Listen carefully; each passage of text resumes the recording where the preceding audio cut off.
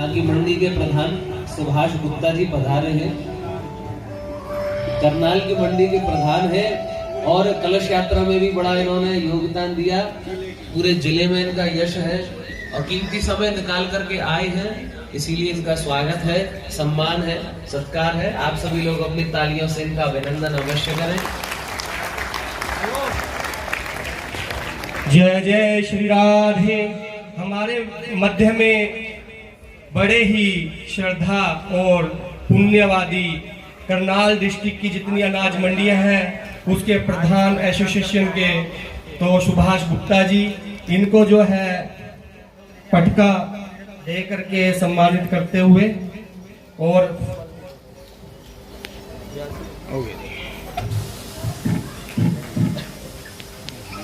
पापा बाबूजी के साथ हाँ हो गया।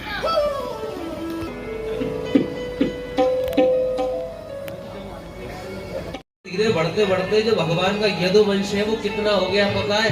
56 करोड़ भगवान का परिवार है, 56 करोड़ यदुवंश, खूब बड़ा भगवान का परिवार है। और भगवान अपने बच्चों को भी सही शिक्षा देते हैं। भगवान अपने बच्चों को घुमाने के लिए ले गए, वहां पर एक कुएं में एक गिरगिट दिखाया और बताया कि इसको गिरगिट का जन्म क्यों मिला है, क्योंकि पूर्व जन्म में एक राजा था। इस राजा क्या करता था? बड़ा दानी राजा था, पर दान बड़ा सोच समझ करके करना चाहिए। थोड़ा सा दान करने में यदि चूक हो गई ना तो पुण्य का पाप बनने में देर नहीं लगती। कुपात्र दाना च भवेत् दरिद्रम, यदि आपने कुपात्र को दान कर दिया ना तो दरिद्रता आएगी, दान करने से पुण्य नहीं मिलेगा। आपके द्वार पर यदि कोई साधु सन्यासी मांगने के लिए आवे, कोई आटा मांगने के लिए आवे तो आटा ही देंगे। मालूम चला आपने किसी को धन दे दिया और उस पैसे से उसने जाकर के बीड़ी जला ली बाहर, आप क्या सोचेंगे? पुण्य मिलेगा आपको? कोई आपसे द्वार पे मांगने के लिए आता है तो आपको ये बात समझना चाहिए इस धन का क्या उपयोग करेगा।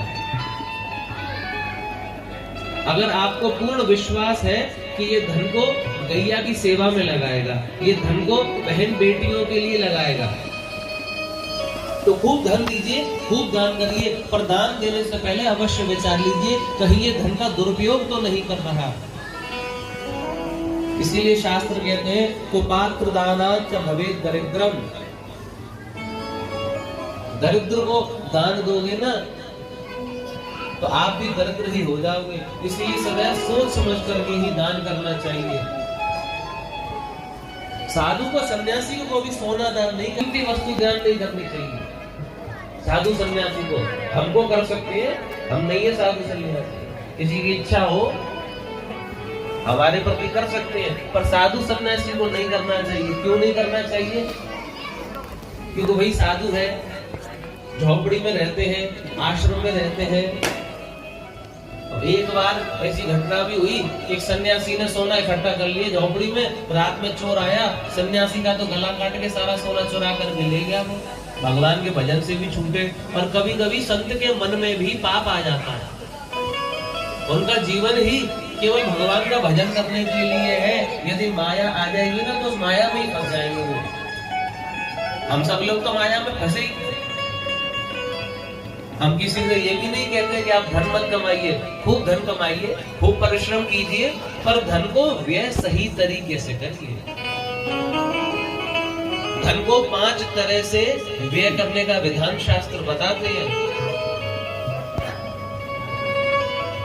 आप यदि धन कमाते हैं ना तो धन के 5 हिस्से करने चाहिए। शास्त्र कह रहे हैं कि धन को कैसे व्यय करें, तो धन को व्यय करने के लिए शास्त्र कहते हैं कि धर्माय यशसेर्धाय कामाय स्वजनाय च।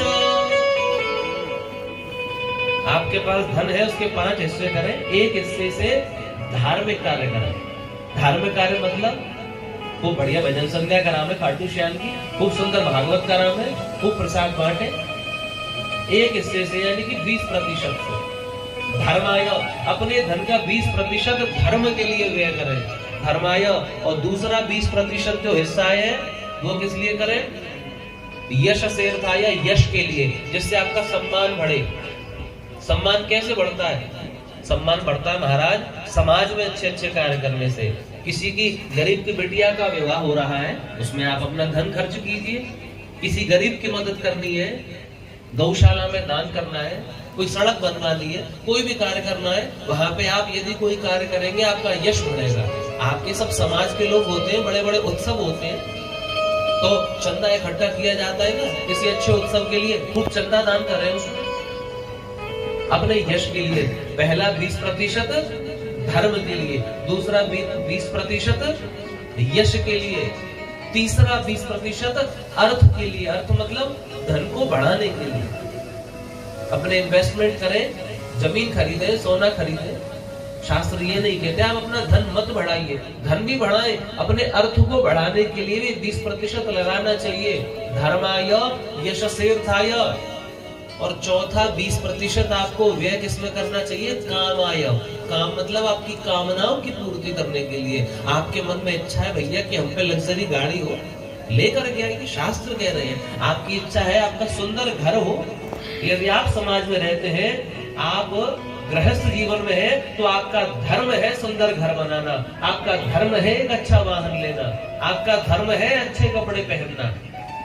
तो इसीलिए 20% अपने ऊपर अपनी कामनाओं के लिए व्यय करना धर्म की बात है। और पांचवा जो हिस्सा है 20%, वो किस लिए है? स्वजनाय। स्वजन मतलब हमारे मित्र, हमारे सखा, हमारे रिश्तेदार। बिना सहयोग के किसी का कोई कार्य नहीं चलता। तो अपने स्वजन के लिए भी हमें 20% रखना चाहिए। अभी हमारा कोई मित्र है, वो बोले हम अभी नई मील खरीद रहे हैं, हमें उसमें कुछ धन की आवश्यकता है, तो आप कुछ धन उसको देने के लिए भी रखिए। कोई कहे हमें अपनी बिटिया का विवाह करना है, उधार दे दो कुछ समय के लिए, उसके लिए भी दीजिए। अपने स्वजनों की सहायता अवश्य करनी चाहिए। पर कुछ स्वजन हमारे ऐसे होते हैं कि वो ले तो लेते हैं एक बार पर लौटाते नहीं है। ऐसे कुछ 2-4 लोगों के चक्कर में लोग सहयोग करना बंद कर देते हैं। तो महाराज विनती है मेरी, ऐसा ना किया करो। जो आपको धन दे रहा है ना आपकी आवश्यकता में, वो आपके लिए बड़ा भगवान के समान ही है। पर लेते समय तो हम बड़े छोटे बन जाते हैं, और जब वो बेचारा अपना धन मांगता है ना, तो ऐसा लगता है जैसे कोई भिखारी भीख मांग रहा हो। अपने ही धन को मांगने के लिए बड़ा परिश्रम करना पड़ता है, बड़ी विनती करनी पड़ती है, पर व्यक्ति लौटाता नहीं है। कुछ ऐसे लोगों के कारण से ही जो अपने स्वजन होते हैं ना, वो सहायता करना बंद कर देते हैं। पर शास्त्र सम्मत बात यह है कि आपको अपने धन का एक हिस्सा अपने स्वजनों की सहायता के लिए रखना चाहिए। और भगवान आपको इतनी सामर्थ्य दे कि आप अपने स्वजनों की सहायता करें। अब लौट आए तो भगवान की कृपा, पर यदि सहायता करें तो मन में ऐसी धारणा कर ले भैया ये ना लौटाएगा तो भगवान लौटाएंगे। क्योंकि जो धन है ना हमारे भाग्य में, वो घूम फिर के आ ही जाएगा। ऐसा कहते हैं ना कि भगवान की इच्छा के बिना पत्ता भी नहीं हिलता। किसी ने आपका धन मांग लिया तो बहुत परेशान होने की बात नहीं है। हमने तो अपने जीवन में कई प्रमाण देखे हैं। मान लीजिए आपसे कुछ धन आना है, 100 रुपए यहाँ से आने हैं, आपने 100 की कह करके केवल 50 दिए, और यहाँ से 50 आने हैं। तो प्रमाणित ऐसा हुआ है कि यहाँ से 100 के 50 हुए ना, तो जहाँ से 50 आने थे वहां के 100 हो ही जाते हैं, क्योंकि नारायण कराते हैं। इसीलिए शास्त्र यही कहते हैं कि सब कुछ मनुष्य के हाथ में है, पर 6 चीजें तो विधाता ने अपने हाथ में रखी है। वो 6 चीजें कौन सी हैं? आप सब जानते हैं। वो 6 चीजें विधाता ने अपने हाथ में रखी है, ईश्वर के हाथ में है। क्या क्या? हानि लाभ जीवन मरण, यश अपयश विधि हाथ। ये 6 चीजें भगवान के हाथ में है, हानि और लाभ। आपका काम है कर्म करना। आप धान का स्टॉक तो कर लेंगे, पर स्टॉक करने पे पैसा बढ़ जाएगा या गिरेगा, ये आपके हाथ में थोड़ा ही है। तो आप तो कर्म कर सकते हैं, पर वो आपने स्टॉक जो कर लिया उसमें हानि होगी या लाभ होगा, तो हानि लाभ प्रभु के हाथ में है। ना तो हम में जन्म लेने की सामर्थ्य है और ना हम मर ही सकते हैं। कुछ व्यक्ति ऐसे होते हैं जो आत्महत्या का प्रयास करते हैं पर फिर भी बच जाते हैं। मृत्यु के हमारे हाथ में नहीं है। तो हानि और लाभ हमारे हाथ में नहीं है, जीवन और मरण अपने हाथ में नहीं है, और यश अपयश अपने हाथ में नहीं है। कई सज्जन तो ऐसे होते हैं, बड़े धर्मार्थ कार्य करते हैं, तब भी समाज अच्छी दृष्टि से नहीं देखता। कुछ लोग ऐसे होते हैं जो बड़े पाप कर्म करते हैं, पर तब भी सम्मान मिल जाता है। तो ये 6 चीजें तो भगवान के हाथ में है, हानि लाभ, जीवन मरण, यश अपयश, विधि हाथ। तो जब भी इन 6 चीजों से संबंधित आपके सामने कोई भी घटना घटे, तो मन को ये संतोष दे लेना चाहिए कि प्रभु के हाथ में है, हमारे हाथ में नहीं। हमारे हाथ में है कर्म करना, बाकी तो सब प्रभु साधेंगे। इसीलिए किसी साधु को धन नहीं देना चाहिए। साधु होए संचय करे, हारे हरि सो भोग। यदि साधु संचय करने लग जाएगा ना, तो फिर हरि को नहीं साध पाएगा वो। इसीलिए साधुओं को सोना नहीं देते। किसको देवे? किसी को मत दो महाराज, बहुत महंगा हो गया है, अपनों काम चल जाए, यही बहुत है। शास्त्र कहते हैं यतीनाम कांचनम दत्वा तांबूलम ब्रह्मचारिण चौराणाम अभयम कृत्वा सौदाता नरकम भवेत्। साधु को सोना देने वाला, ब्रह्मचारी को पान देने वाला, और गलत कार्य करने वाले को सहयोग देने वाला, चोर को अभय प्रदान करने वाला, ऐसे दाता नरक को जाते हैं। दान देने से पहले ना बहुत सोचना चाहिए कि हम सत्पात्र को दान दे रहे हैं या कुपात्र को दान दे रहे हैं। भूखे को खिलाओगे ना तो पुण्य मिलेगा। अब हमें वृंदावन में दुनिया भर की मिठाई खाते हैं, मिठाइयों के लिए फेमस है, और हर समय 2-4 किलो मिठाई घर में रहती है। अब कोई हमें मिठाई देके जो सोचेगा बहुत ज्यादा पुण्य मिल जाएगा, तो उतना ज्यादा नहीं मिलेगा जितना यहाँ प्रसाद बांटने से मिलेगा। सबको थोड़ा थोड़ा प्रसाद मिल जाए ना, बहुत ज्यादा बड़े पुण्य की बात है। जिसका पेट भरा हुआ है, हम मोटे नहीं है, इसका मतलब ये नहीं कि मिठाई नहीं खाते हैं, थोड़ी थोड़ी खाते हैं, पर हमको मिष्ठान देने से ज्यादा लाभ तो जो भक्त है ना, उन सबको प्रसाद बढ़ता रहे ना, उसमें ज्यादा पुण्य। इसीलिए जो सत्पात्र होता है सदैव उसको दान देना चाहिए। कुपात्र दाना च भवेत् दरिद्रम। तो भगवान अपने संतानों को, अपने यदुवंश के पुत्र पुत्रों को ये बता रहे हैं कि हमेशा सत्पात्र को दान करें। राजा नृग की भी कथा सुनाई कि राजा नृग ने गैया दान करी किसी ब्राह्मण को, और हुआ क्या, वो गैया भाग करके लौट करके राजा की गौशाला में आ गई, और वही गैया उस राजा ने किसी दूसरे ब्राह्मण को दान कर दी, और उन दोनों ब्राह्मणों में झगड़ा हो गया। दान की हुई गैया जब दूसरे को दान कर दी, तो इसका भी ऐसा पाप है कि ब्राह्मण ने श्राप दे दिया कि तुम गिरगिट बन जाओगे, अपनी बात बदलते हो, रूप बदलते हो।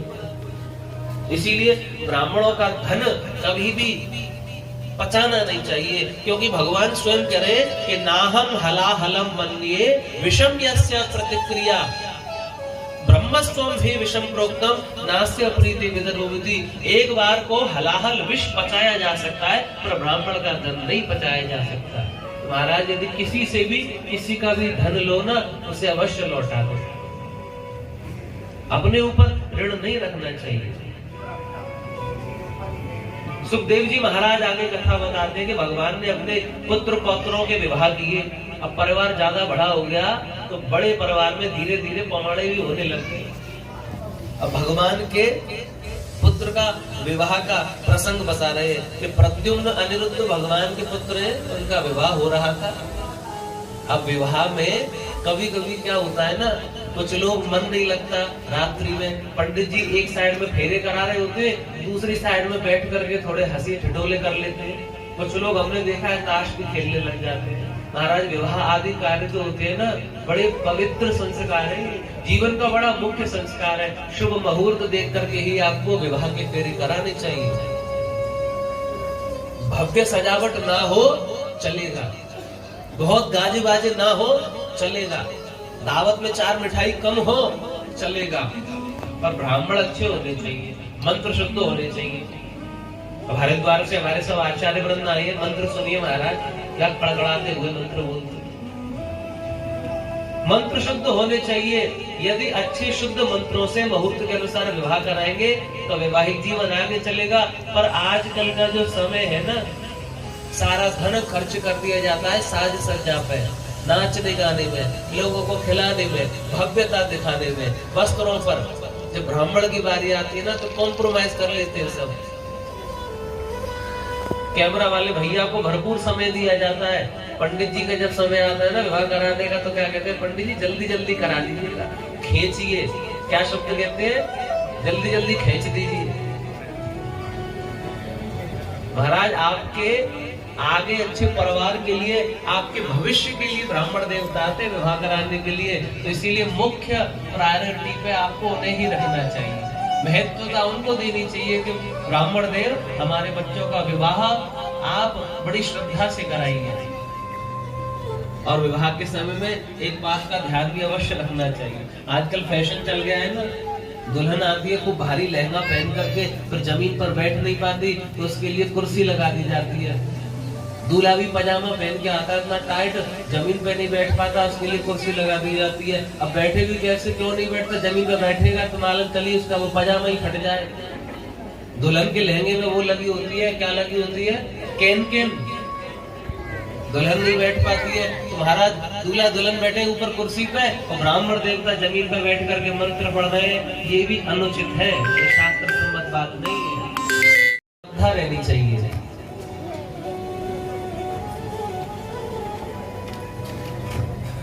इसलिए भगवान अपनी संतान को ये बात सिखा रहे हैं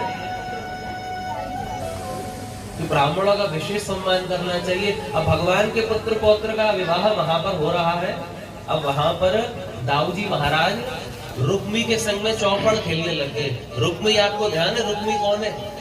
रुक्मी है श्री कृष्ण कन्हैया लाल के साले साहब, रुक्मणी जी के भाई हैं। अब वहां चौपड़ खेल रहे हैं और रुक्मी बार बार चीटिंग कर लेता है। और जैसे ही दाऊ जी जीतने वाले होते हैं तो वो कहता है नहीं नहीं आप नहीं जीते, हम जीते। और बार बार ऐसा हो रहा है। और रुक्मी दाऊ जी से क्या कह रहा है, अरे तुम गैया चराना जानते हो, गवाद वाले, तुम पे क्या आता है खेलना, ये तो राजाओं के खेल है। दाऊ जी महाराज को महाराज जैसा क्रोध आया, उन्होंने वही विवाह में एक तरफ तो फेरे चल रहे हैं, दूसरी ओर उन्होंने निकाले अपने हलमूसर और एक मारा महाराज रुक्मी के। तो साले साहब की हो गई वहां पर गोविंदाय नमो नमः। महाराज वही झगड़ा हो गया शादी से। दाऊ भैया बड़े क्रोधी है।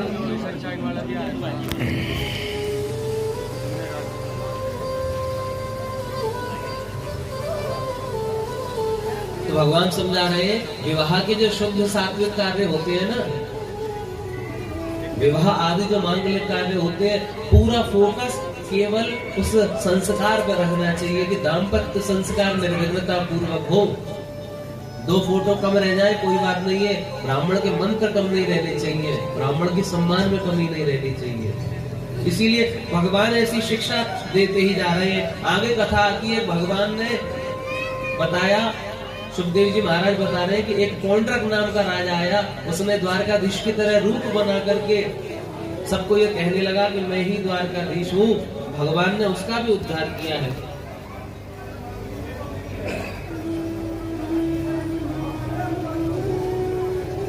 एक बड़ी विशेष सूचना है, आज कथा का जो है 7वां दिवस है और इस 7वें दिवस में अभी अभी आचार्य शुभम शास्त्री जी पर्ची दे के गए। वैसे पर्चियां नकल करने के लिए दी जाती है, पर यहाँ पे तो ये बड़ी आनंद की बात आप सब लोगों के लिए बताने के लिए कि अगली जो भागवत कथा है ना वो तरावड़ी में ही निश्चित हो गई है। RS ओवरसीज के जो डायरेक्टर हैं उनके ही यहाँ GT रोड नीलम ब्लॉक पेट्रोल पंप संजीवन शर्मा जी, बहुत बहुत स्वागत है आपका। सब लोग इनका अभिनंदन करें।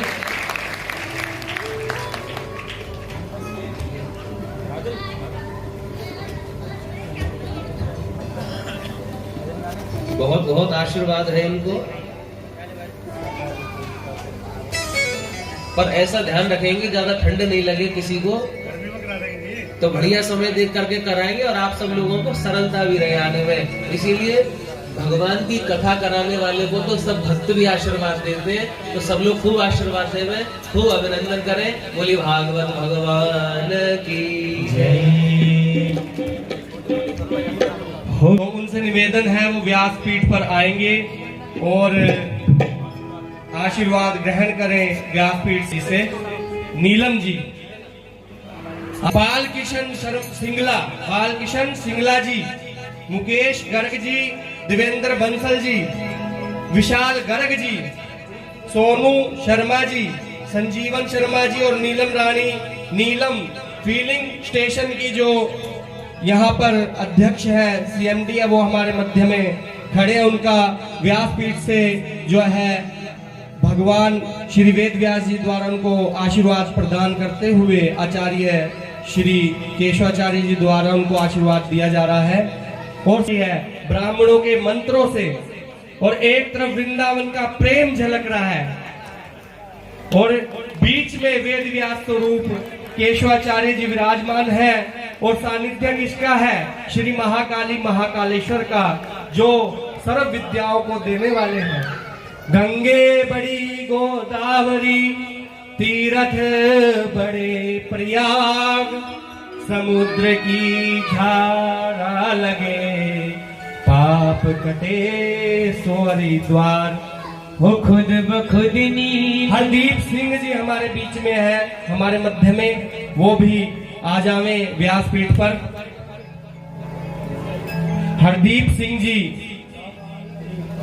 विकास जैन जी हमारे मध्य में है, कृपया करके वह भी व्यासपीठ पर आकर के आचार्य जी से आशीर्वाद ग्रहण करें।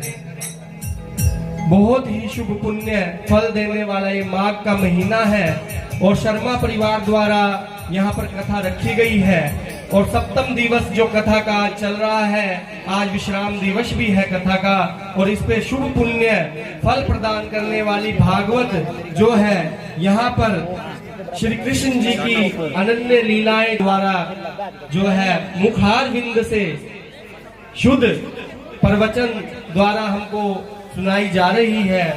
बड़ा ही आनंद है। अभी मेरे पास मंदिर में एक राइस मिल के सीएमडी आए थे, वो बोले मंडी में ऐसा सरल सारस और शुद्ध वक्ता वृंदावन धाम से, वृंदावन मथुरापुरी से, स्वामी समाज के जमाई राजा जिन्होंने अपना इतना कीमती समय हमें दिया और एक आग्रह पर आकर के शर्मा परिवार पर इतनी कृष्ण जी की कृपा हुई कि इतनी सुंदर भागवत कथा का आयोजन यहाँ सप्तम दिवस आज चल रहा है। जय जय श्री राधे, जय जय श्री राधे, जय जय श्री राधे श्याम। जोरदार ताड़ियों के साथ संजीवन शर्मा जी का धन्यवाद करेंगे, क्योंकि पुनः हमें एक बार भागवत कथा सुनने का जो अवसर मिलेगा।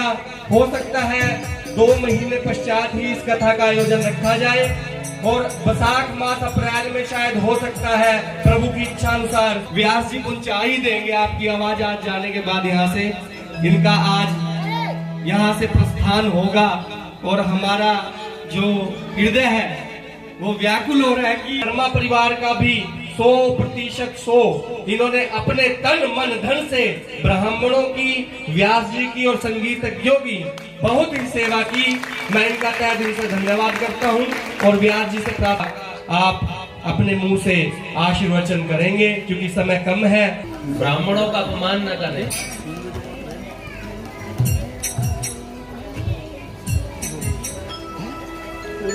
अपने संतान को भगवान ने सही उपदेश दिए। अब इसके बाद में सुखदेव जी पूछ रहे हैं कि प्रभु आप एक बात तो बताइए कि एक हमने भगवान का नाम सुना है दीनानाथ, आपने सुना है भगवान का नाम दीनानाथ, तो पूछ रहे भगवान को दीनानाथ क्यों कहा जाता है? भगवान ने ऐसे किस दीन पर दया करी कि भगवान का नाम दीनानाथ है? तब सुखदेव जी को सुदामा जी की याद आती है। तो सुखदेव जी सुदामा के विषय में सुनाते हैं कि पोरबंदर में, गुजरात में एक पोरबंदर नाम की जगह है। वहां पर भगवान के अनन्य भक्त, परम भक्त और भगवान के भक्त भी हैं और भगवान के सखा भी हैं। सखा कौन होता है? सह खादती सह खेलती, जिसने साथ में खाया हो, साथ में खेला हो, वो सखा कहलाता है। तो भगवान के परम सखा भी है जो गुरुकुल में भगवान से मिले, नाम है उनका सुदामा। कृष्णस्यासी सखा कश्चित ब्राह्मणो ब्रह्मवित्तम। प्रशांत आत्मा है, बड़े संतोषी स्वभाव के। इनकी पत्नी का नाम है सुशीला। सुशीला के मन में थोड़ा सा अभाव रहता है।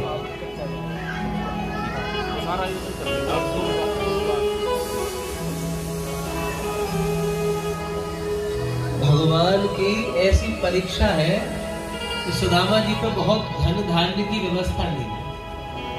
कुछ लोग होते हैं ना, भगवान के भजन में ही जीवन निकाल देते हैं, अपने लिए कभी कुछ इकट्ठा करते ही नहीं है। ऐसे सुदामा जी है, अपने लिए कभी कुछ संजोया नहीं है, बिन मांगे जो मिल जाता है उसी से जीवन यापन करने का प्रयास करते हैं।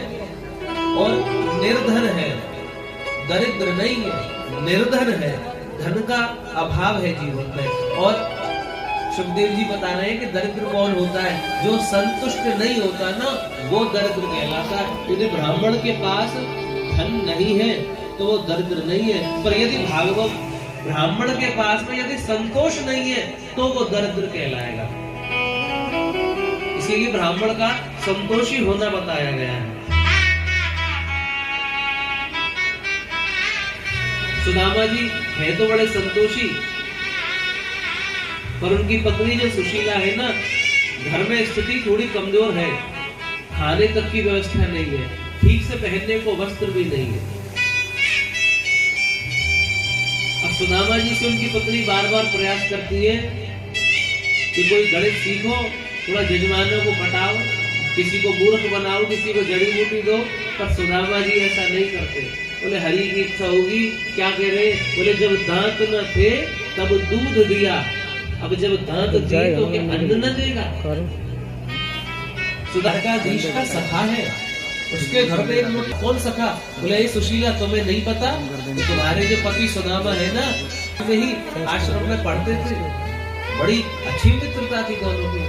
सुशीला बोली आज तक तो इन्होंने ये बात मुझको नहीं बताई, आने दो आज पूछती हूँ। और जैसे ही शाम को सुदामा जी आए ना, तो सुशीला ने पूछा, अरे स्वामी एक बात तो बताइए, द्वारकाधीश आपके सखा है? सुदामा जी चुप हो गए। मौनम सुकृतिदायकम, यदि कोई जवाब न दे रहा इसका मतलब ये है कि वो उस बात को स्वीकार कर रहा है। उनका तुम्हारे सखा है?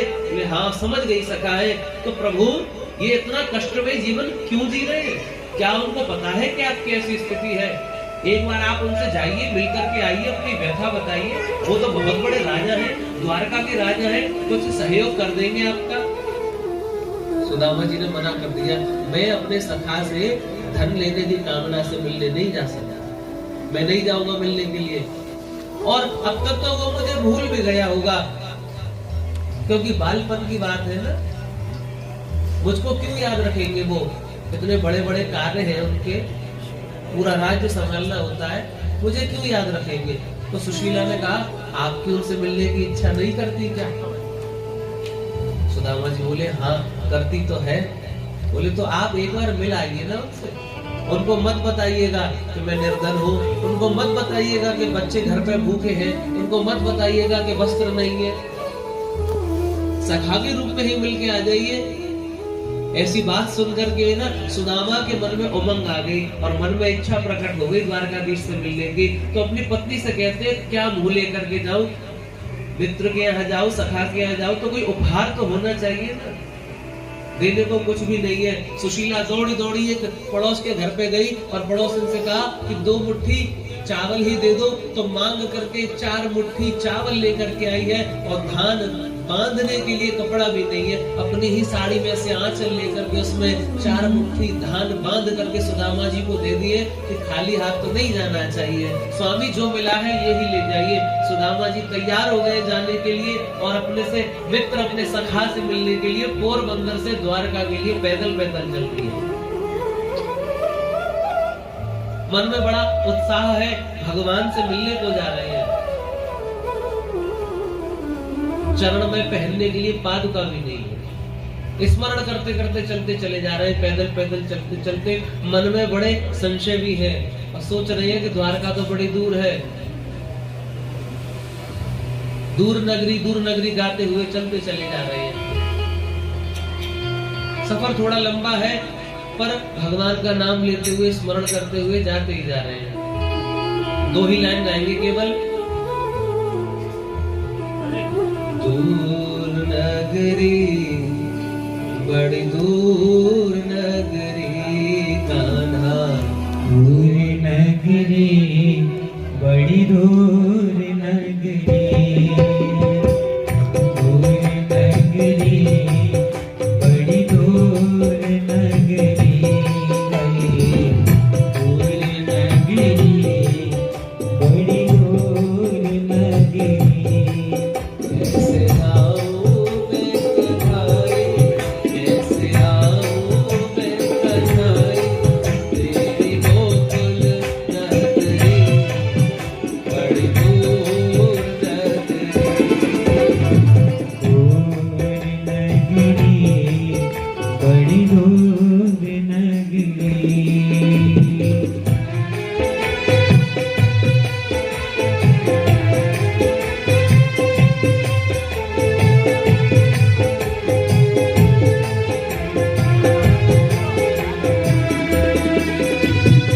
क्या सजा मिली है मुझको, क्या सजा मिली है मुझको, तेरी दोस्ती के पीछे दर दर भटक रहा हूँ, तेरी दोस्ती के पीछे दर दर भटक रहा हूँ, तेरी दोस्ती के पीछे। क्या सजा मिली है मुझको, क्या सजा मिली है मुझको, तेरी दोस्ती के पीछे दर दर भटक रहा हूँ, तेरी दोस्ती के पीछे दर दर भटक रहा हूँ, तेरी दोस्ती के पीछे।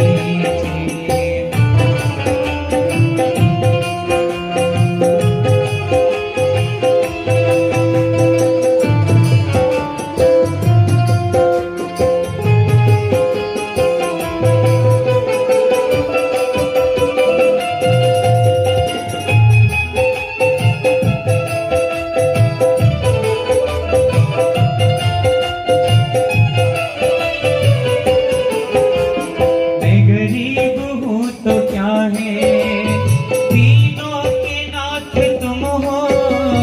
मैं गरीब हूँ तो क्या है, तीनों के नाथ तुम हो।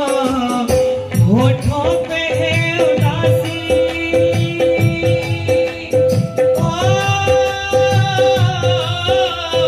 होठों पे है उदासी, तेरी दोस्ती के पीछे दर दर भटक रहा हूँ, तेरी दोस्ती के पीछे दर दर भटक रहा हूँ, तेरी दोस्ती के पीछे।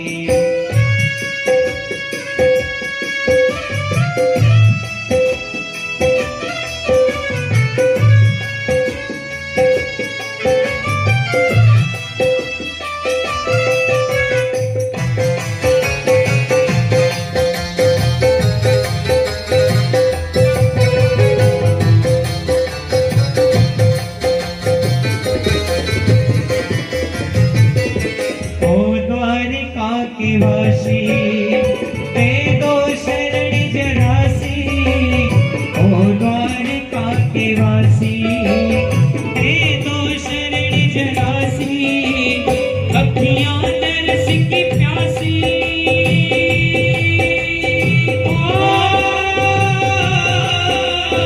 अखियां नरस की प्यासी, तेरी दोस्ती के पीछे दर दर भटक रहा हूँ, तेरी दोस्ती के पीछे दर दर भटक रहा हूँ, दोस्ती के पीछे।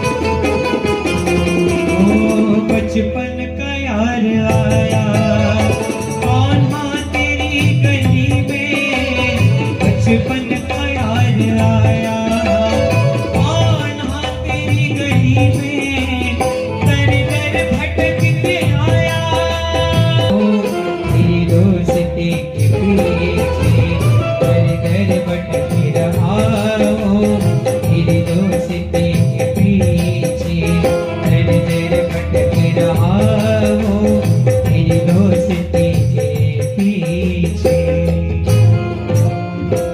द्वारकाधीश की द्वारकाधीश का स्मरण करते करते सुदामा जी धीरे धीरे द्वारका नगरी पहुंच गए। और जैसे ही द्वारका नगरी देखी तो आप सभी लोग तो अभी होकर के ही आए हैं द्वारका। बड़ी भव्य ऐसे ऊंचे महल देख करके सुदामा जी तो संशय में आ गए।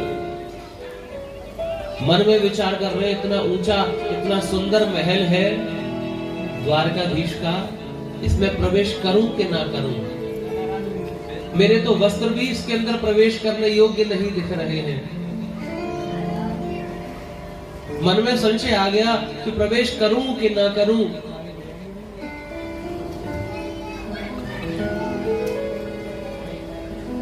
मन में विचार करने लगे कि विचार तो ये आया कि द्वार से ही लौट जाऊं।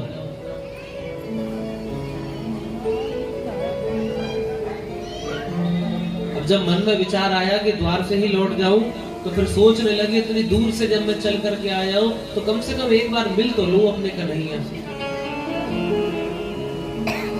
अगर मैं बिना मिले लौट गया ना तो सुशीला नहीं छोड़ेगी। इसलिए सुदामा जी ने मन में हिम्मत जुटाई और द्वार पे जाकर के जैसे ही द्वारपाल देखे तो द्वारपालों से कह रहे हैं कि ये कन्हैया का महल है क्या? तो द्वारपालों ने कहा कि कौन कन्हैया? बोले ये किसका महल है? बोले ये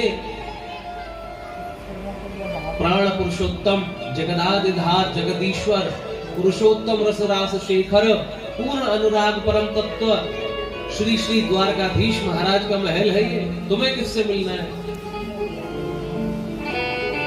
तो सुदामा बोला कि हमें मिलना तो आपके द्वारकाधीश से ही।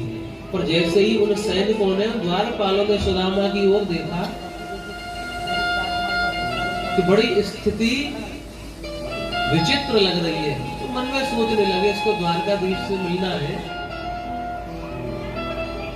नाम क्या है? नाम बताओ अपना। तो जैसे ही नाम पूछा तो बताते हैं कि शीस पगान जगह तन पे प्रभु जाने को वसे कहे सी ग्रामा धोती फटी सी लटी दुपटी रूपाय उपा नहीं की नहीं रामा द्वार खड़ो एक दुर्बल एक रयो चकिसो वसुधा विरामा और पूछत दीन दयाल को धाम बतावत अपनो नाम सुनामा। ठाकुर जी जैसे ही उसने अपना नाम बताया तो बोले क्या काम है? बोले काम तो कुछ नहीं है, बस तुम्हारे द्वारकाधीश से मिलना ही है। तो द्वारपाल बड़े विचित्र दृष्टि से देख रहे हैं कि द्वारकाधीश की पहचान का तो नहीं लग रहा है। क्या करें? मन में संशय है कि जाएं कि ना जाएं, द्वारकाधीश को बताएं कि ना बताएं। ऐसी मन में भावना चल रही है। बड़े संशय में पड़े हैं। सुदामा जी कह रहे अरे हमें जाने तो दो। बोले क्या करोगे? बोले केवल दो बात करूंगा। बोले तुम धन मांगने के लिए आए हो ना द्वारकाधीश से? तुम्हारी अवस्था देख के लग रहा है कि तुम धन मांगने के लिए आए होगे, ऐसा कि तुम्हें आवश्यकता होगी। द्वारकाधीश हमारे बड़े दानी है। सुदामा जी कह रहे नहीं चाहिए मुझे धन। एक आपकी हरियाणा की भाषा का एक छोटा सा भजन है, आता तो नहीं है पर थोड़ा सा गाने का प्रयास करेंगे। सुदामा जी क्या कह रहे हैं? जानन द्यो रे दो बात करूंगा गिरशण से, राज भवन में जानन द्यो रे दो बात करूंगा गिरशण से, दो बात करूंगा गिरशण से, दो बात करूंगा गिरशण से, मन राज भवन में आइए पीछे में करके हो जाओ।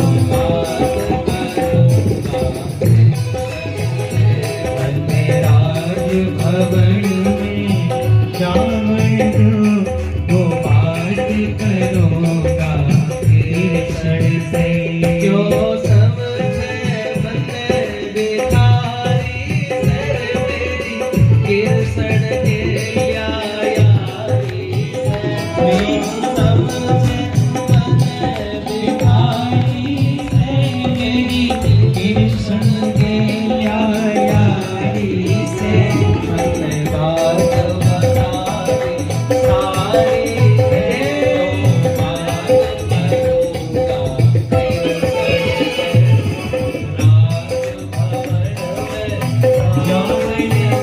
तो बात करूंगा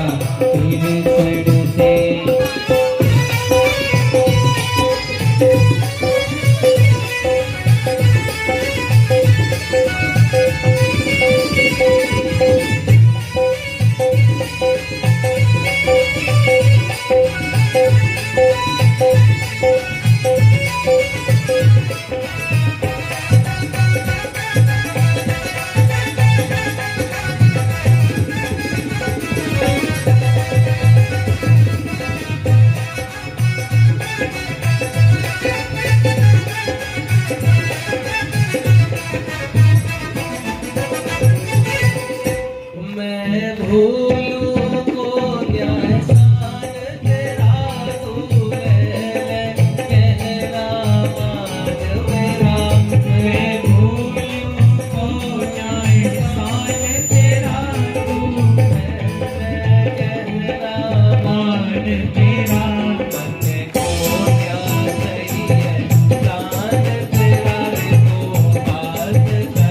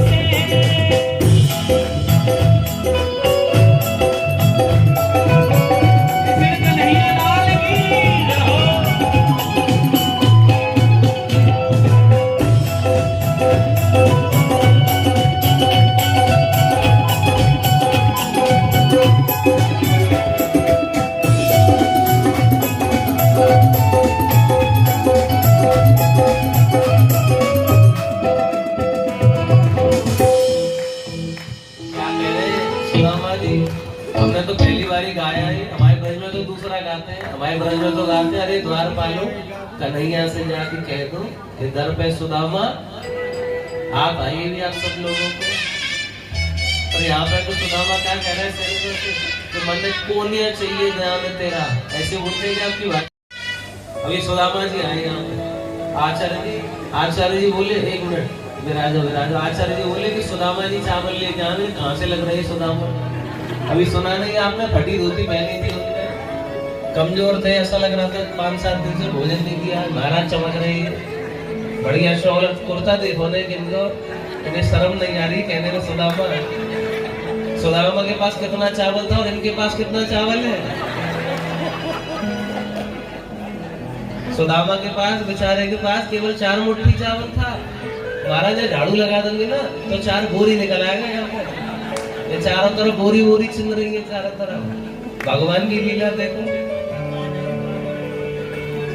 सुदामा बन करके आए। पर हो सकता है कि ये सुदामा ही हो, पर भगवान से मिलने के बाद जो सुदामा थे ना, ये वो वाले हैं।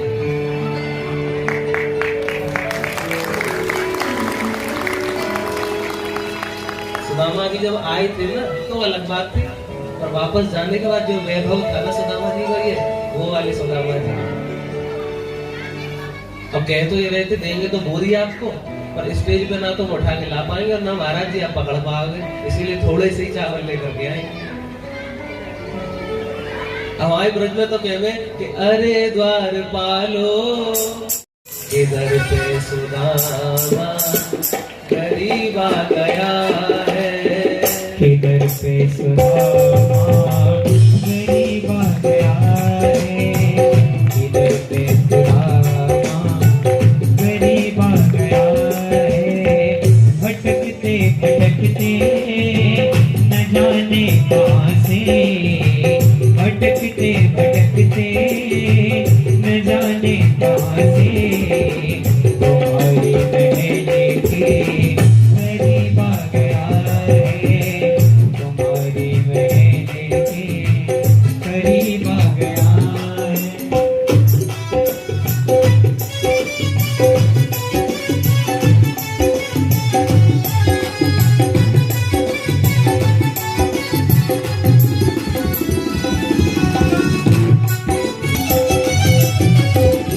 नजर पे है पगड़ी, नजर पे है जामा, बता दो कन्हैया को नाम है सुदामा।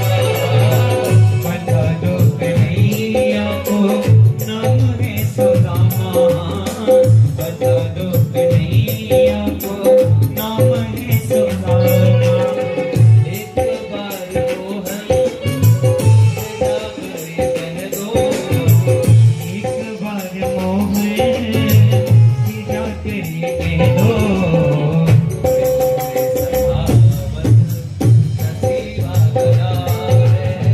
कि मिलने सखावत नसीब आ गया है।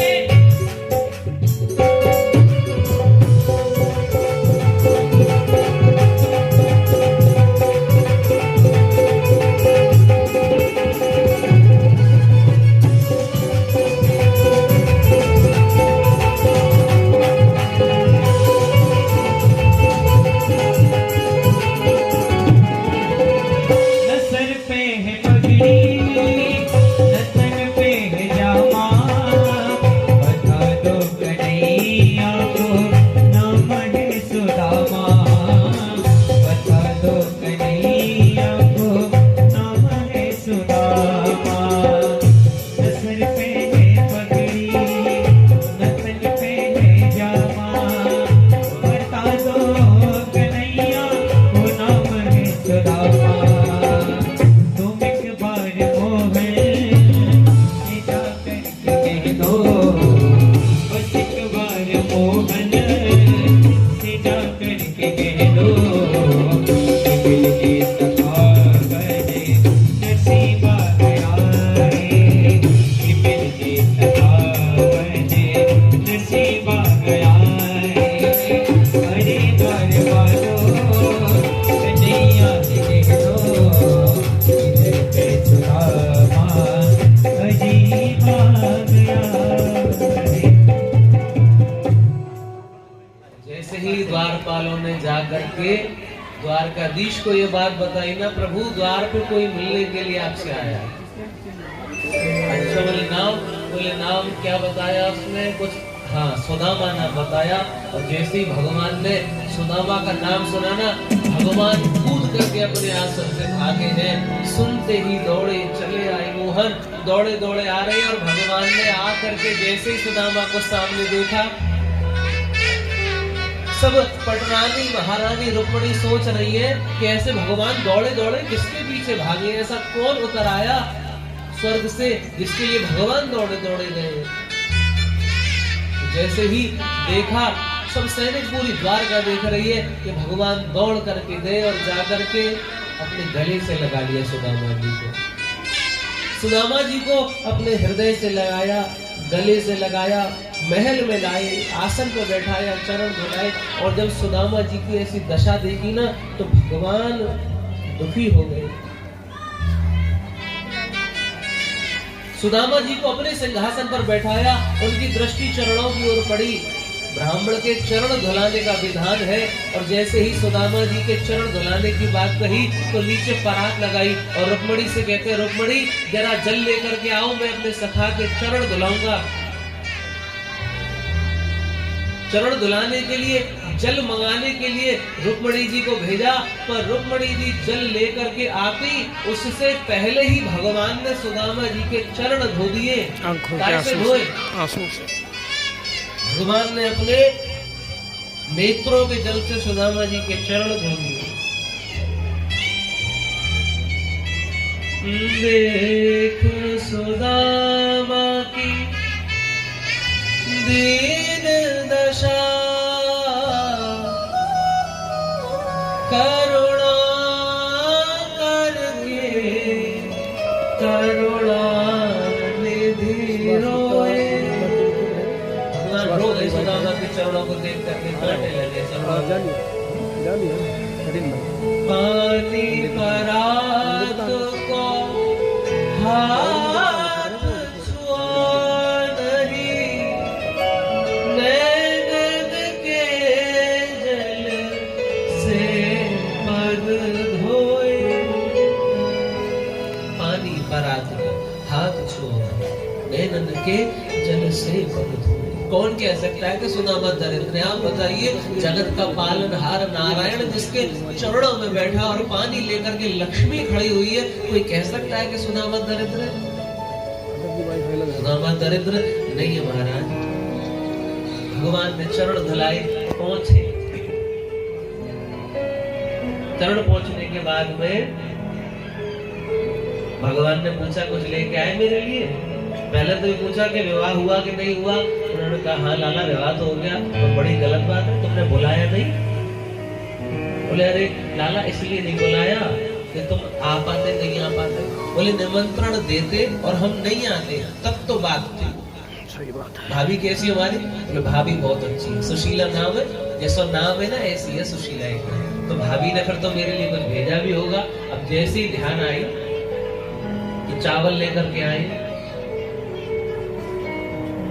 अब सोच रहे इतना वैभव, 56 भोग भगवान के लगे हुए, मैं कैसे चावल दूंगा। तो सुदामा जी की कमर पे चावल की पोटली है, तो उसे छुपाने का प्रयास कर रहे हैं कि भगवान को दिख नहीं जाए। और भगवान से कोई क्या ही छिपा सकता है। भगवान ने देख ली और पोटली पकड़ के छीन भी ली, और सुदामा प्रयास करते रह गए। भगवान ने चावल की पोटली छीन ली, अब सुदामा जी भी लेकर के आए। अब द्वारकाधीश को तो इतना प्रेम हो कि उनने तो एक एक मुट्ठी भर के अपने घोड़े में डाल ली। अब हमारे मन में संशय आ रहा है कि हम डाले कि नहीं डाले। मैं मुख में तो नहीं डालेंगे, पर ऐसे मस्तक के लगा के स्वीकार कर लेंगे। भाई द्वारकाधीश तो ना ऐसा लेना, हम तो सब दास हैं।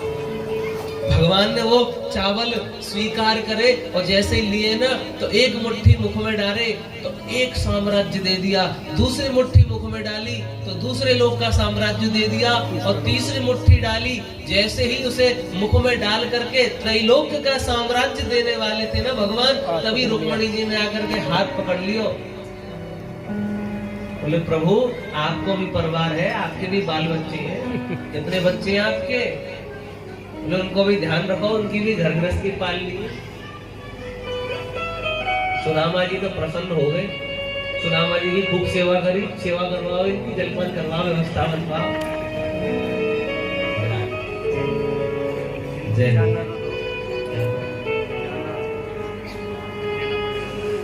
अभी लेके जाओ मैं मूर्ति मालिक।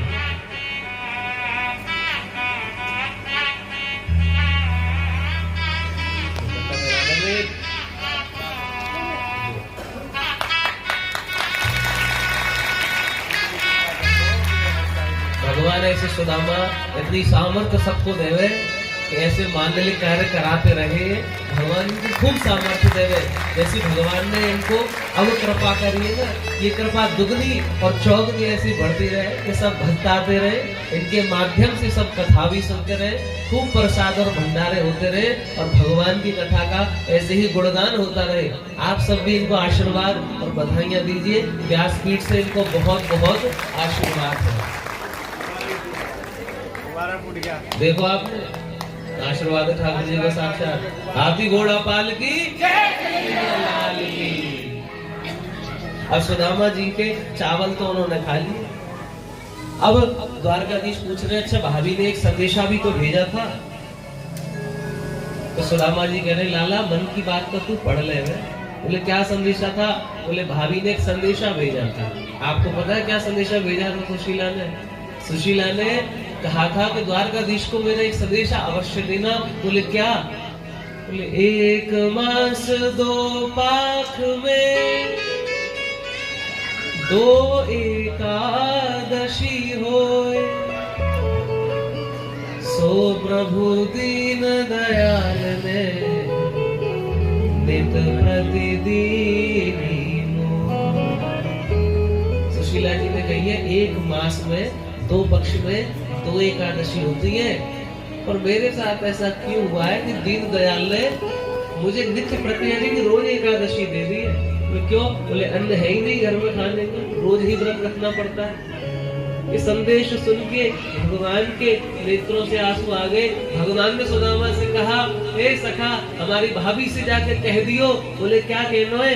कि होनी थी सो है गई, पर अब न ऐसी हो,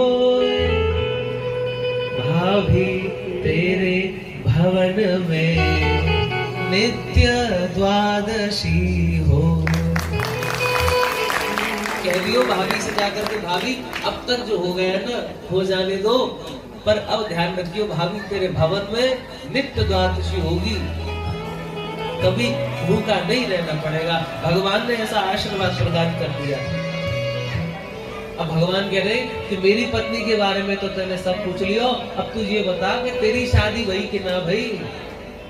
अब द्वारकाधीश क्या बताएं? बोले हाँ भैया है गई। तो मिलवा अपनी पत्नी से मिलवा। अब सोच रहे कौन सी वारी से मिलवाऊं, क्योंकि क्या है वहां पर कई सारी खड़ी हुई है। अब सुदामा जी के मन में एक बार तो आया कि रुक्मणी जी जब पहले देखी, बोले हो सकता है पत्नी होगी, पर रुक्मणी जी के अगल बगल में और भी आगे खड़ी हो गई है, तो मन में संकोच आ गया, हो सकता है रिश्तेदार आ रखे हो कोई। और पूछ रहे तेरी शादी भई? बोले हाँ भैया है गई। बोले ला मिलवा दे। बोले आशीर्वाद दियो मेरी बहू को अच्छे से। बोले हाँ। कन्हैया ने आवाज लगाई कि ए जी सुनती हो, हमारे सखा आए हैं, आशीर्वाद ले लो। रुक्मणी जी आई, रुक्मणी जी ने चरण छुए, सुदामा जी ने उनको आशीर्वाद दिया, सौभाग्यवती भव। फिर उनके पीछे दूसरी आई जामवंती, उन्होंने भी चरण छुए। अब सुदामा जी ने देखो, इशारा करके पूछो, उन्होंने कही नहीं इनको भी यही वाला आशीर्वाद दीजिए, सौभाग्यवती भव। तो पूछ रहे दो, कन्हैया ऐसे सिर ला रहे, उनके पीछे एक और, फिर उनके पीछे एक और। अब जब दृष्टि डाली ना उनने, तो महाराज उनने क्या देखो कि काछुआ से लेकर करावड़ी तक की लाइन लग रही। अब पूछ रहे लाला तेने पूरी द्वारका की भीड़ बुला ली है, आशीर्वाद दे तू। अब भैया मैं क्या बताऊं, बस ये सब तुम्हारी भाभी है, तुम आशीर्वाद देते रहो। अब महाराज महल के बाहर तक की लाइन लगी हुई, आती जा रही। सुदामा जी कह रहे सौभाग्यवती भव, सौभाग्यवती भव, सौभाग्यवती भव। ऐसे करते करते हाथ दुख गया, हाथ नीचे रख लिया, खाली मुख से कह रहे सौभाग्यवती भव। अब कहते कहते मुख भी दुख गया, अब कह रहे भव भव भव। अब महाराज चुप बैठ गए। जो अरे लाला हमें तेरी लीला ये समझ में नहीं आई, ये कितनी है, अभी तक ये पूरी खत्म क्यों ना है? नहीं। बोले महाराज थोड़ी सी और बची है। बोले कितनी बची है? बोले अभी तो बस आपने 2000 को आशीर्वाद दिए। और कितनी है? बोले थोड़ी सी और है। तू संख्या बता दे उनको। तो बोले 16,108 है। माथा पकड़ लिए सुदामा जी का। लाला तेरे काम बड़े टेढ़े हुए। मेरी तो भाई सुशीला ने नाक में दम कर रखी है और तू पतो ना इतनी सारी ने कैसे झेल रहा है। अरे हाँ भैया बस कृपा है भगवान की, बस उनकी कृपा से सब चल रहा है। बोले तेरी तो कथा अनंत है और तेरी लीला भी अनंत है। भगवान ने अपने यहाँ बैठा करके खूब सेवा करी और सेवा करने के बाद में अगले दिन सुदामा जी जैसे ही चलने को हुए तो सुदामा जी ने ना कन्हैया से कही अच्छा लाला मैं चलूं? तो भगवान ने कहा ठीक है भैया जैसे आपकी। भगवान ने रोका नहीं, क्यों? क्योंकि अगर भगवान रोकने को बोलते हैं ना तो कहीं ऐसा ना हो कि सुदामा जी उसे आज्ञा समझ करके रुक जाएं, तो इसीलिए उन्हीं की इच्छा पे छोड़ दिया। अब जैसे ही जाने लगे तो जब कोई मेहमान घर पे आए वापस जाए तो कुछ रिटर्न गिफ्ट देना चाहिए कि नहीं। और सुदामा जी जा रहे, ठीक है भैया मैं चलूं? हाँ जाओ, भगवान ने कोई गिफ्ट दिया ही नहीं। अब आगे बढ़ गए थोड़े सुदामा जी, ठीक है भैया मैं चलूं और कोई बात तो ना रह गई, कछु पूछने तो ना है? बोले ना आप जाओ। अब सुदामा जी सोच रहे हैं जाने तो कछु दियो भी ना है, अगर मैं घर पे जाके सुशीला को बताऊंगा ना मैं द्वारकाधीश से मिल के आया हूँ और माने मेरी इतनी सेवा करी तो सुशीला मेरी बात पर विश्वास भी ना करेगी और कहेगी झूठ बोल रही है। द्वारकाधीश से मिल के आते और कुछ नहीं तो कम से कम एक साड़ी तो देते द्वारकाधीश। अब सुदामा जी सोच रहे अगर मैं खाली हाथ गया ना तो मेरी ये बची कुछ धोती है जाएगी फाड़ देगी। सुदामा जी बड़े परेशान जा रहे हैं पर मन में क्या सोच रहे चलो दिया लिया कुछ नहीं, अब सुशीला लड़ेगी तो कोई बात नहीं, थोड़ी डांट खा लेंगे, पर मेरे सखा से मेरे द्वारकाधीश से मेरा मिलन तो हुआ। भगवान ने हृदय से तो लगाया, उस प्रसन्नता को उस सुख को ही महसूस करते करते धीरे धीरे अपने राज्य में पहुंच गए, पोरबंदर पहुंच गए। अब जब अपनी कॉलोनी की ओर पहुंचे ना तो जब सुदामा जी गए थे तो कुछ और नजारे थे। अब जब लौट करके आए हैं तो सुदामा जी को अपना नगर मिल नहीं रहा, क्योंकि पहले तो सुदामा जी रहते तो सुदामा जी की जो नगर हो जो कॉलोनी हमें कच्चे मकान बने हुए, अब क्या है अब बढ़िया एकदम अप्रूव्ड गेट बंद कॉलोनी बन गई, बढ़िया गेट बंद कॉलोनी है और सुदामा जी के नगर के बाहर द्वारपाल बैठे हुए हैं। तो सुदामा जी वो कॉलोनी के चक्कर लगा रहे कि भैया मेरा नगर कहाँ को।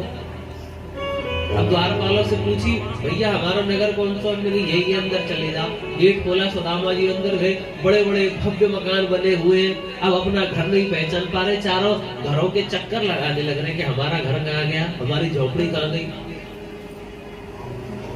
अब निकलते निकलते अपने घर के आगे से निकले, द्वारकाधीश ने तो ऐसा वैभव बना दिया कि सुदामा जी के पोरबंदर पहुंचने से पहले महाराज ऐसे आर्किटेक्ट भेजे, उन्होंने ऐसी टीम भेजी कि सुदामा जी के वहां पहुंचने से पहले ही महल दो महले बन के तैयार हो गए हैं। सुदामा जी तो पहचान नहीं पा रहे, तो एक खिड़की पे एक सुंदर युवती खड़ी थी। उस युवती से पूछते हैं अरे देवी यहाँ हमारी पत्नी सुशीला रहती थी, वो हमारी झोपड़ी इसके बारे में कुछ पता है क्या, देखी क्या?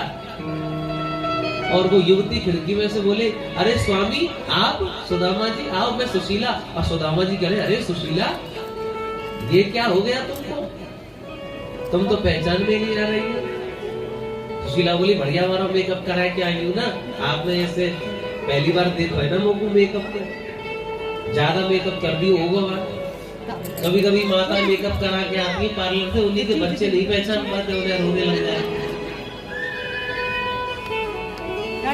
और विवाहों में तो सारी दुल्हनी साक्षात लक्ष्मी दिख रही होती है, विवाह के बाद जाके मालूम चलता महाराज कोई लक्ष्मी से कोई तो महालक्ष्मी बन जाए, कोई काली बन जाए।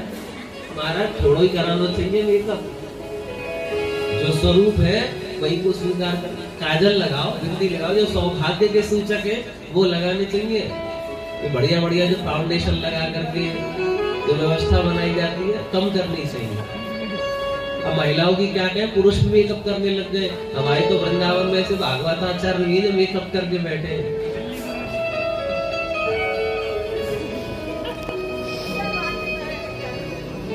आपकी ना बता रहा हूँ कथा, ये महाराज जी के संग कथा करके आए, वो महाराज जी तो मेकअप करके बैठते और महाराज डांस भी कर देते बैठे बैठे, वायरल है वो खूब, वीडियो भिजवा दूंगे इनके साथ। तो जो भीतर की सुंदरता है ना, स्वभाव की, चरित्र की, वो सुंदर होना चाहिए। चरित्र सुंदर होना चाहिए, चेहरे पे पाउडर लगे मत लगे। और सुदामा जी ने जब कही अरे सुशीला इतना वैभव कैसे, बोले अरे आपको नहीं पता, आपके पीछे से द्वारकाधीश ने बड़े बड़े इंजीनियर भेजे, बड़े बड़े सुंदर भव्य मकान बना करके चले गए। सुदामा जी बोले अरे वह द्वारकाधीश के तो पता ही ना वो कब क्या से क्या कर दे। बाकी लीला तो परम्पार है, दीनों पर दया करने वाले साक्षात दीनानाथ हमारे द्वारकाधीश।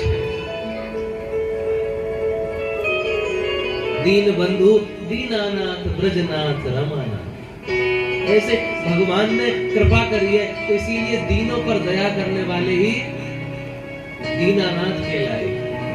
और भगवान की कृपा हो जाए ना तो सब काम बन जाते हैं।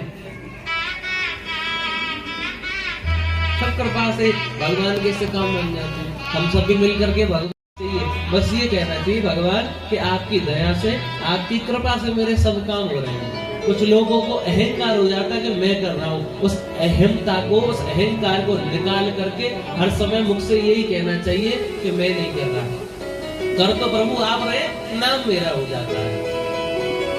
सब मिलके भगवान से यही कहेंगे क्या, मेरा आपकी कृपा से सब काम हो रहा, मेरा आपकी कृपा से सब काम हो रहा है। करते हो तुम कन्हैया मेरा नाम हो रहा है। करते हो तुम कन्हैया मेरा नाम हो रहा है। मेरा आपकी कृपा से सब काम हो रहा है। मेरा आपकी कृपा से सब काम हो रहा है।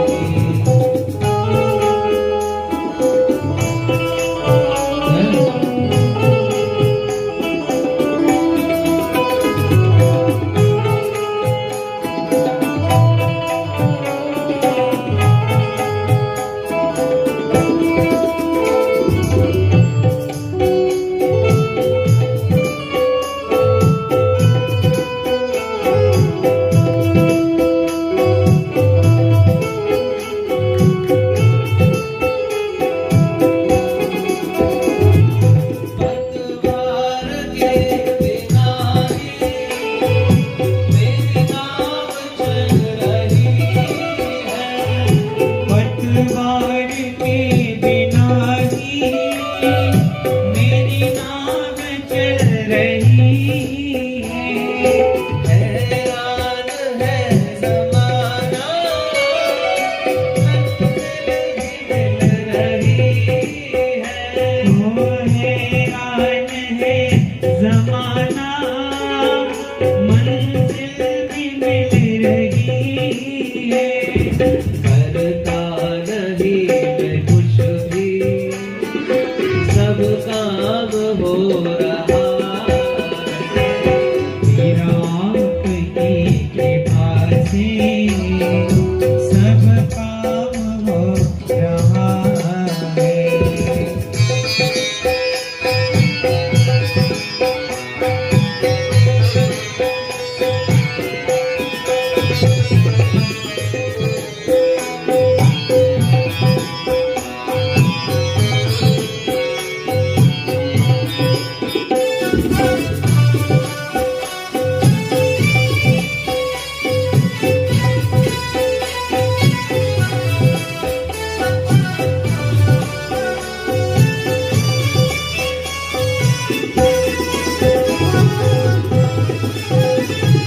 तुम साथ हो जो मेरे, किस चीज़ की कमी है।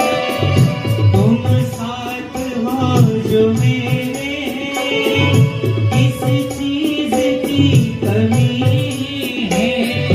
किसी और चीज़ की अब दरकार ही नहीं है। और किसी और चीज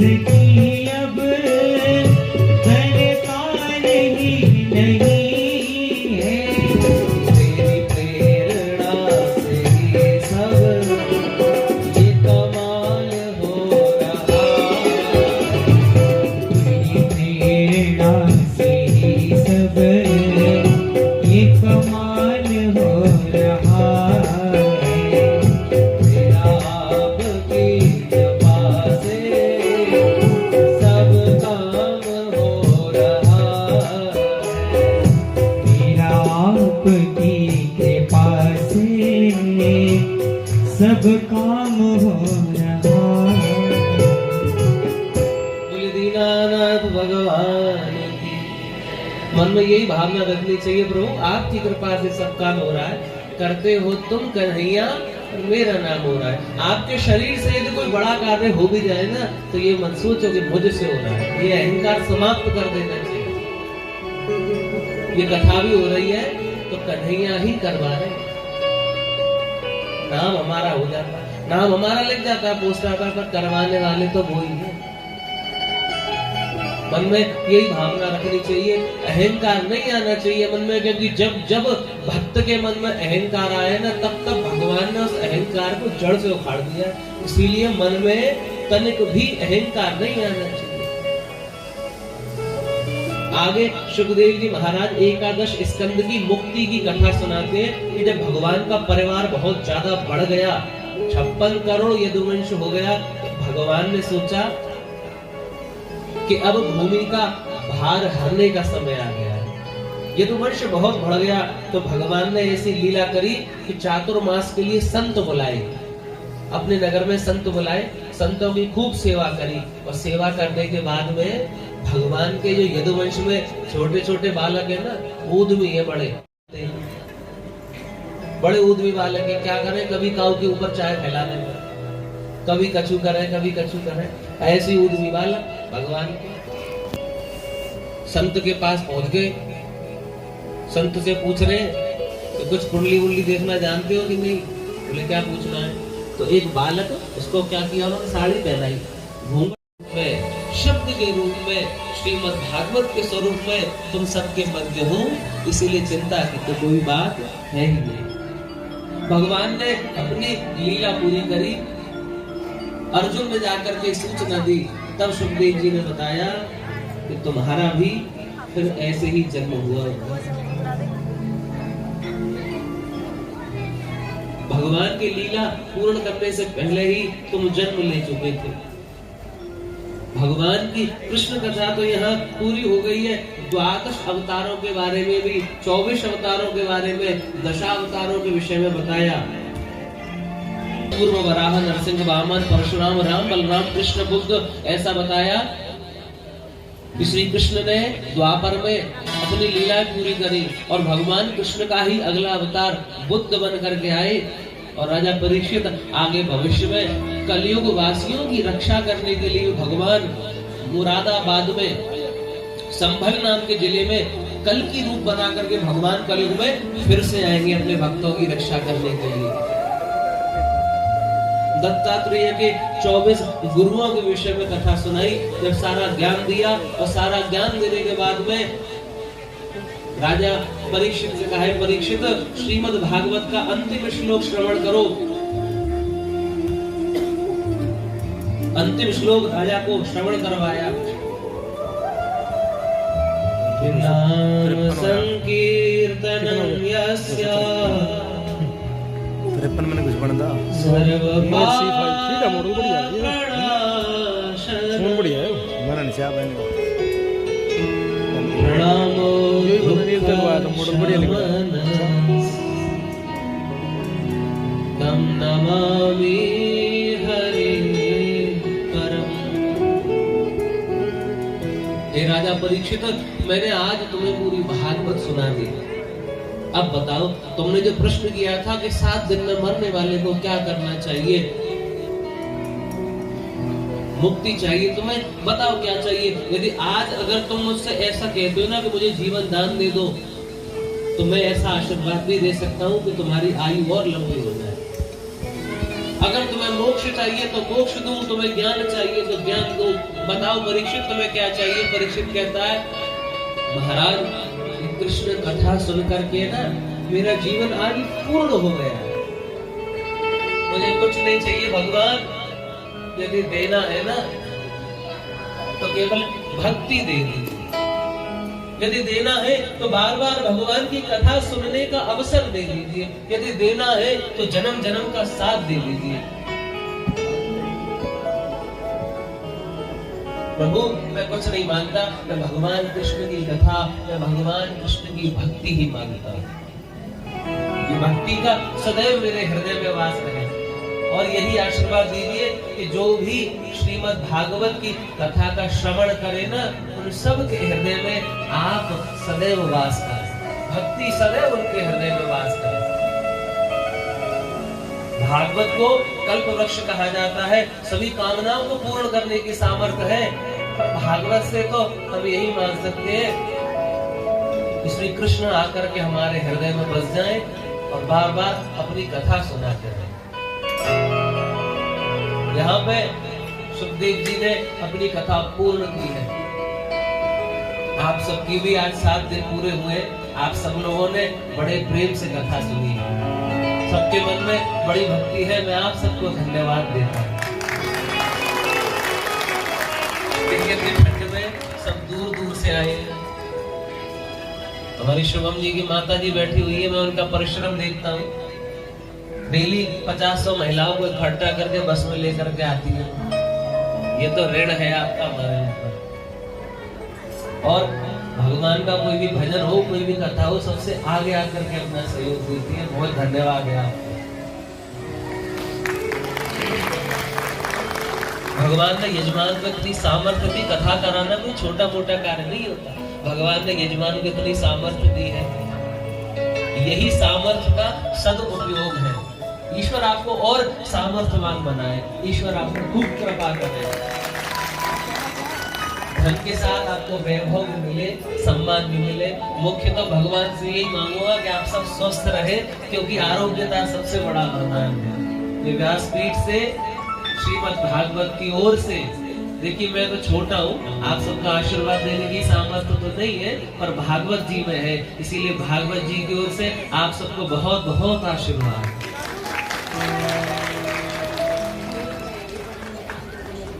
बहुत सदा सदा के लिए ऐसे ही मिलती रहे, और भगवान की लीलाएं और उनकी कथाएं तो कभी समापन होती ही नहीं है, सिर्फ विश्राम होता है। और श्री कृष्ण वासुदेव मधुसूदन की तो लीला ही अलग है।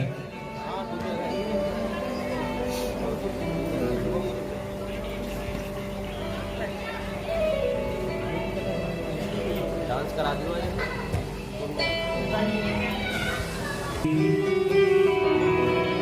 बिहारी जी सुन लो अर्ज हमारी,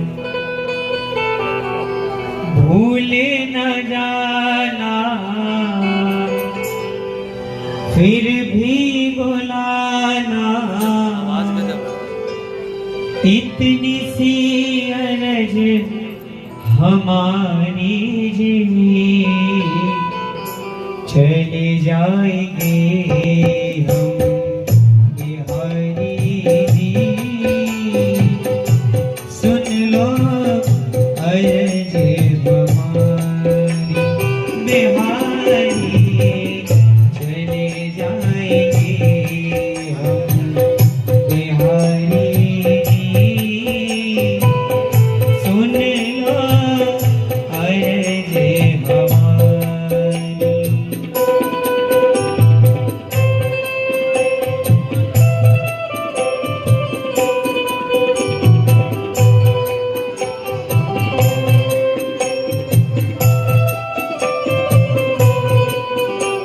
बना लो भगवन इतनी सी अर्ज हमारी, भूले न जाना फिर ना, भूले न जाना फिर भी बुलाना जी,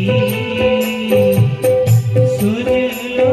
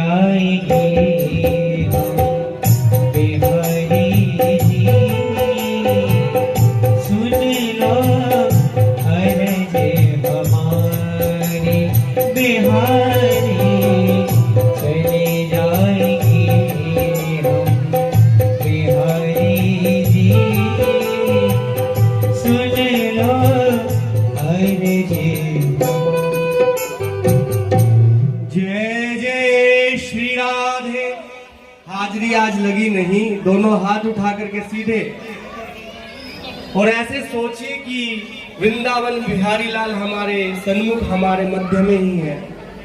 जय जय श्री राधे, जय जय श्री राधे, जय जय श्री राधे श्याम। और कोई भी जो व्यास जी का पद ग्रहण करेंगे, मोनू जैन जी नैनो बासमती के सीएमडी हैं, वो हमारे मध्य में है। वो उनकी वेडिंग एनिवर्सरी की व्यासपीठ से बहुत बहुत शुभकामनाएं। मैं परमपिता परमात्मा से, श्री कृष्ण से प्रार्थना। सरदार जीवन सिंह जी भी हमारे मध्य में है। जीवन सिंह जी सरदार जी हमारे मध्य में, वो भी आएंगे और व्यासपीठ से आशीर्वाद प्राप्त करेंगे। श्री सरदार जीवन सिंह जी।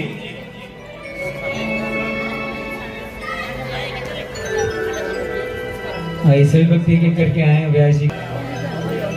होली की बहुत ही अच्छी सुंदर व्यवस्था है, तो झूमेंगे भी और होली भी खेलेंगे उसी झूमते झूमते आनंद लेते हुए।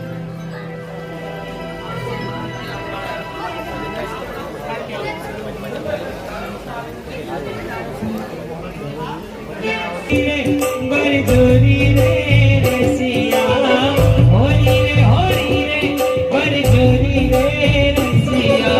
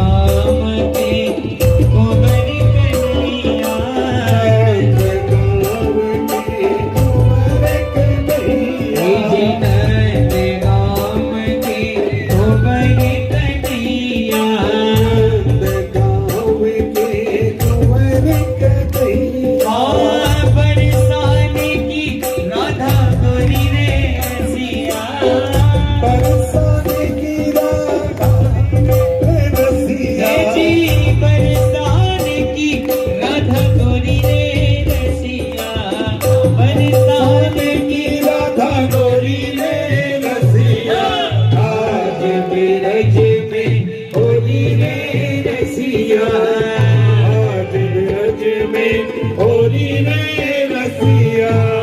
अच्छा, आप लोग ऐसे होली खेल रहे हैं, ऐसे लगता तो नहीं है होली ऐसे खेली जाती है। होली में जब तक ऊधम नहीं होगा तब तक क्या होगा।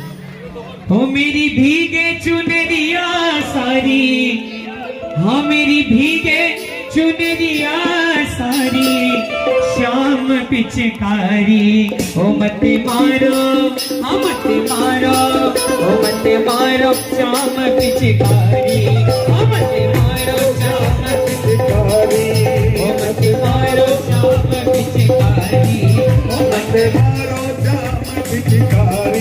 ओ मेरी भीगे चुनरिया सारी, मेरी भीगे चुनरिया सारी, ओ मेरी भीगे चुनरिया सारी, मेरी भीगे चुनरिया सारी, ओ मत मारो, मत मारो, मारो श्याम पिचकारी, ओ मत मारो श्याम पिचकारी। कैसे हो हरी है, हो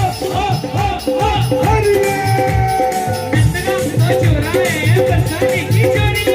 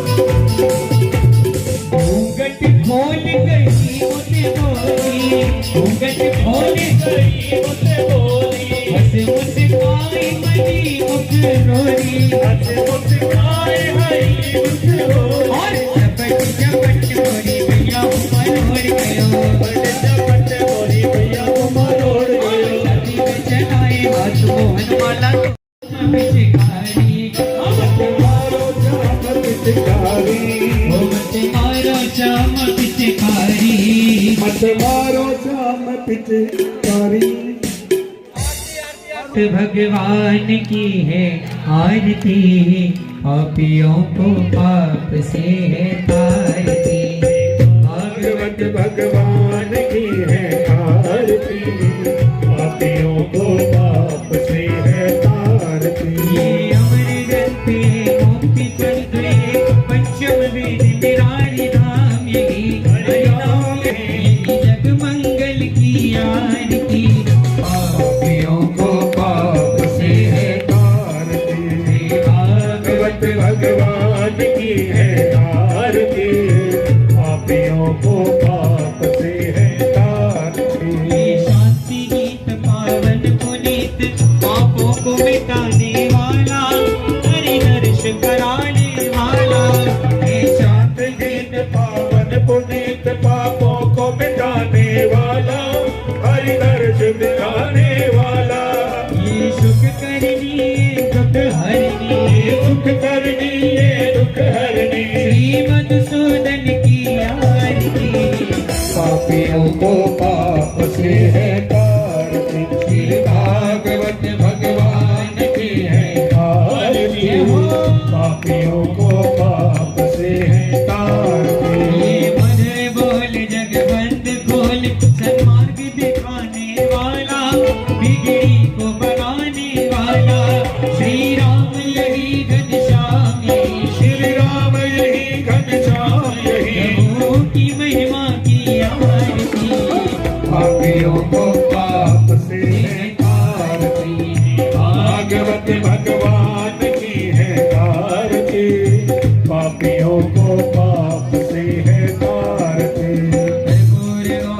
करुणावतारम संसार सारम भुजगेन्द्रहारम, सदा वसन्तं हृदयरविन्दे भवं भवानी सहितं नमामि। त्वमेव माता जगता त्वमेव, त्वमेव वन्दो सखा त्वमेव, त्वमेव विद्याधरं त्वमेव, त्वमेव सर्वं मम देव देव, त्वमेव सर्वं मम देव देव। त्वमेव सर्वं मम देव देव। ओम पात्र मध्ये सतम कहा ओम एकदंताय विद्महे वक्रतुंडाय धीमहि तन्नो दन्ति प्रचोदयात्। ओम नारायणाय विद्महे वासुदेवाय धीमहि तन्नो रुद्रः प्रचोदयात्। ओम कात्यायनी च विद्महे कन्याकुमारी च धीमहि तन्नो दुर्गे प्रचोदयात्।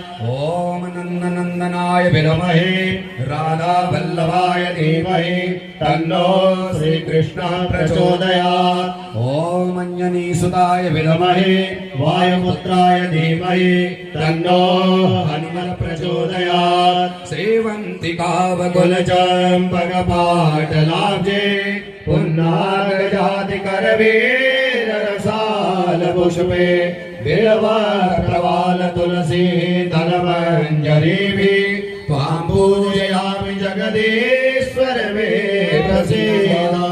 आवाहनं न जानामि तवाचलं, पूजां चैव न जानामि क्षम्यतां सुरेश्वर मन्त्रहीनं क्रियाहीनं भक्तिहीनं सुरेश्वर यद्पूजितं मया देव परिपूर्णं ददास्तु मे गतं पापं गतं दुःखं गतं दारिद्र्यमेव च आगता सुखसम्पत्तिर्पुण्योऽहं तव दर्शनात् नानासुगन्धपुष्पाणि यदा कालोद्भवानि च पुष्पाणि परमेश्वर सर्वे भवन्तु सुखिनः सर्वे सन्तु निरामयाः सर्वे भद्र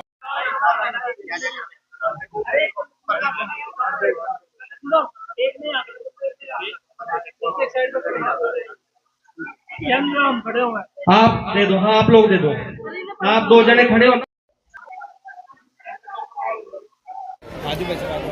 हाँ साथ सामने